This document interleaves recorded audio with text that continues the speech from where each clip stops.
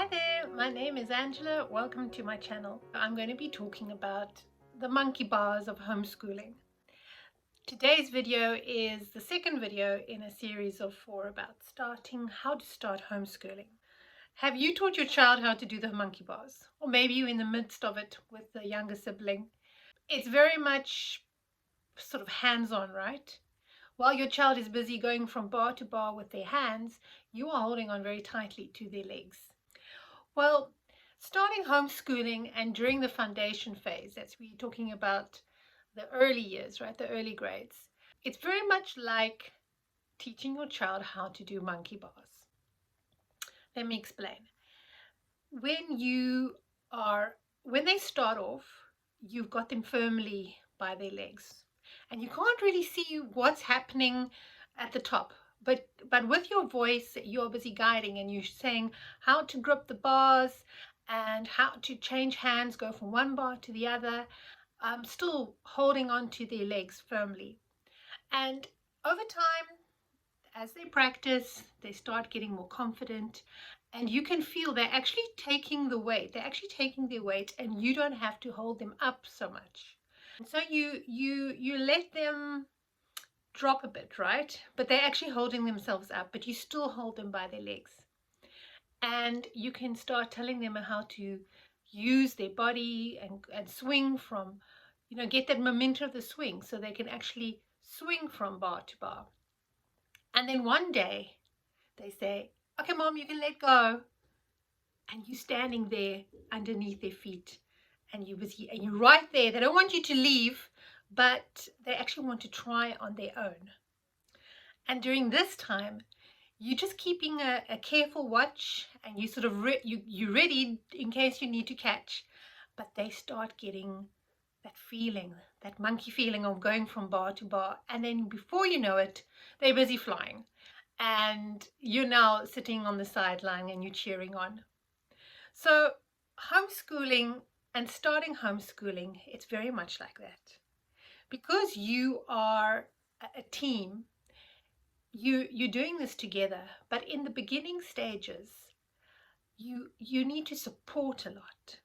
And many times there's a misconception of there needs to be a big focus on skills and mastery during the foundation phase, but actually you are there at the bottom holding them up.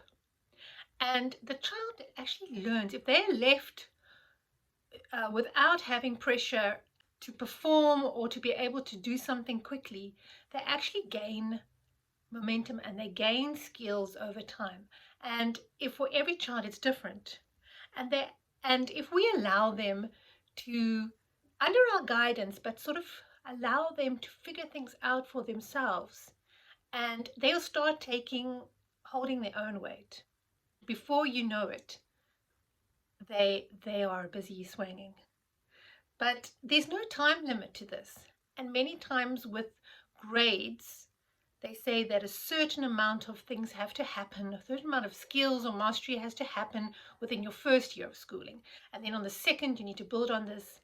And if you are looking at homeschooling as a phase and rather as grades, then you can allow your child to develop at their own pace, but you're still supporting them underneath.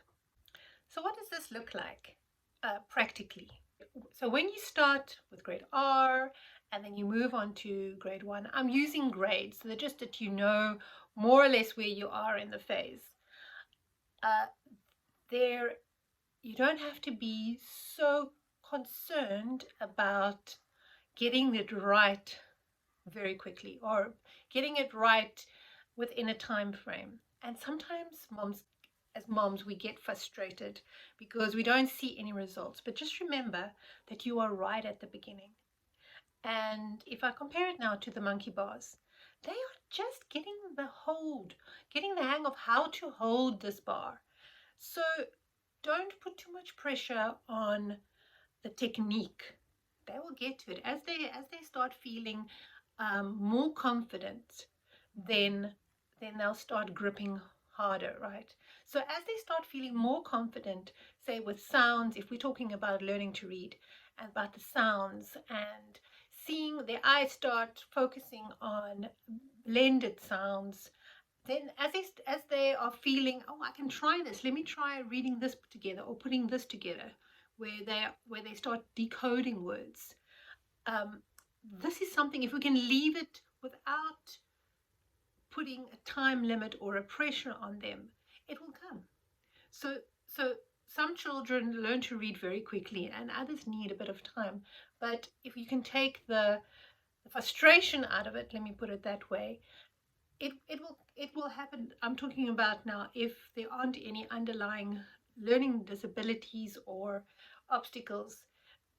If you just go with your child's way of doing it, then there's a lot less frustration on your side and the child, and there can be more enjoyment. And they need to feel that you are there holding them. Sometimes we can be so focused on on the hands and to see what's happening on top. But if we just encourage them and coax them on from behind or holding them up, then they have a feeling of, I'm doing this.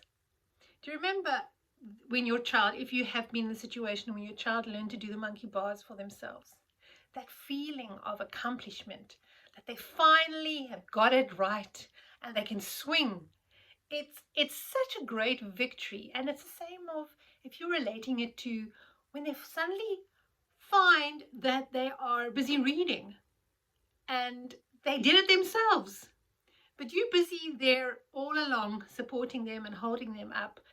And it's the same as when they can finally do like long division, or they got their tables, or they're going on to more difficult addition, subtraction. There's a great sense of victory. So we don't want to take that away from them. But it needs to happen in their time. If you are watching this video and you are enjoying it so far, please give it a like so that I know that it's been of value to you.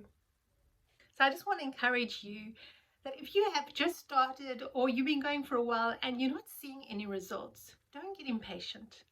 Just hang on, just hold on to them, and feel their lead as they start carrying their own weight, as it be. And you can slowly, as they gain more confidence and more skill, there'll come a time when you say, it's okay, Mom, you don't have to sound it out for me, or you don't have to do this, I can actually do this. And that is it's something that they've achieved, and we celebrate that with our children. That's all for today. Thank you for watching. And if you have a question or you'd like me to cover a topic on homeschooling, you're welcome to leave it in the comments. Okay, until next time. Bye bye.